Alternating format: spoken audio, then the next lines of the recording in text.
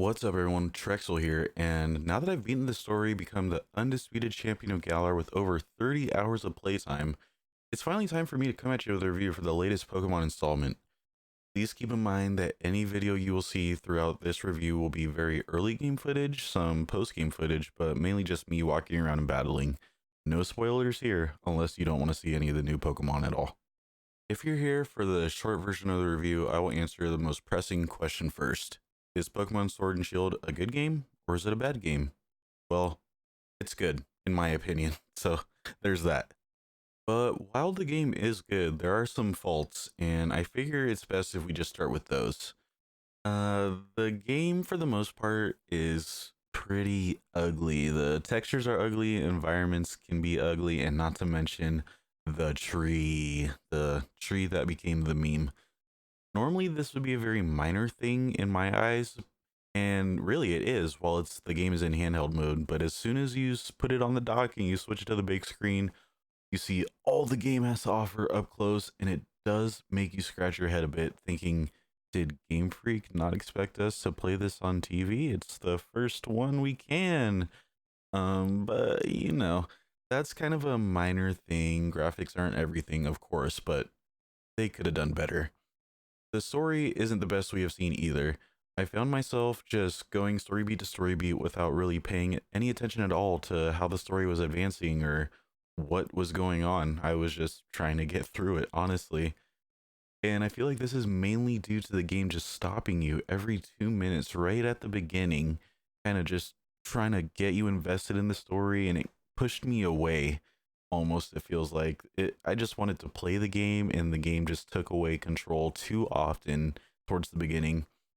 And the worst culprit of this is Hop, your main rival that you meet at the beginning, ironically.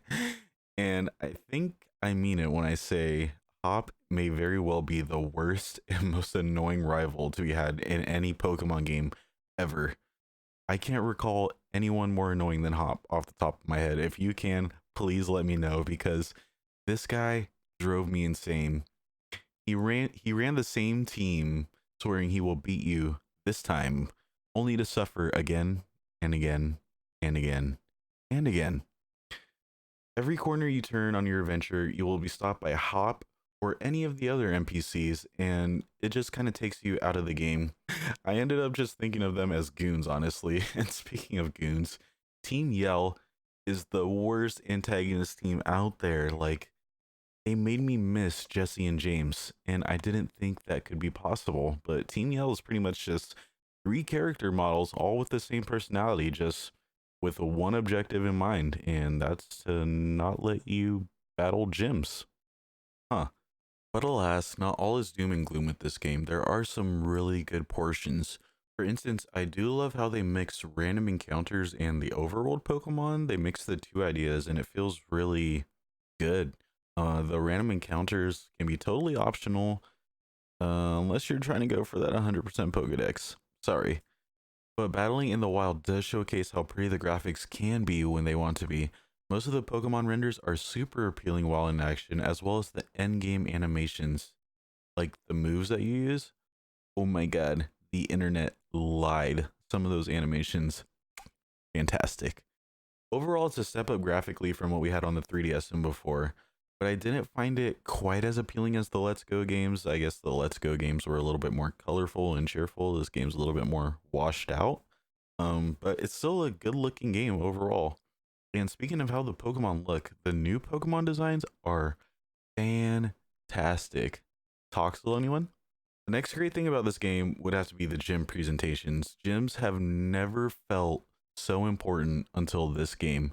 They feel like a bigger deal in this game than they ever had before, and it's aided by fantastic music and the cheering crowd yelling when you hit the Dynamax or knock out an opposing Pokemon. It's crazy. I felt like I was in a really intense Pokemon battle, even though I was just plowing through the game. But the major star of the show here for me has to be the wild area. It's the closest thing we have gotten to having that open world Pokemon game I've always dreamed of since I was a kid. It's right there, but also not quite. All the same, the wild area is just a treat to walk around in. You find those big raids to do. You even find some rare overworld Pokemon just walking around and then they see you and start charging at you. And honestly, it caught me off guard at first. It terrified me. And then you see the little cute Pokemon hiding in the grass and they see you and they walk out of the grass and they walk right up to you and just stare at you. It's all like really cute and terrifying all at the same time. And I do hope Game Freak takes all the positive feedback that they've gotten from the wild area and make it bigger and better going forward. I would love to see the game just be the wild area with different towns attached to it as you progress through the different gyms. It's just something about walking through those vast fields, through the different weather systems and all the Pokemon you see depending on the weather and all that great stuff. And it just felt, I don't know, right.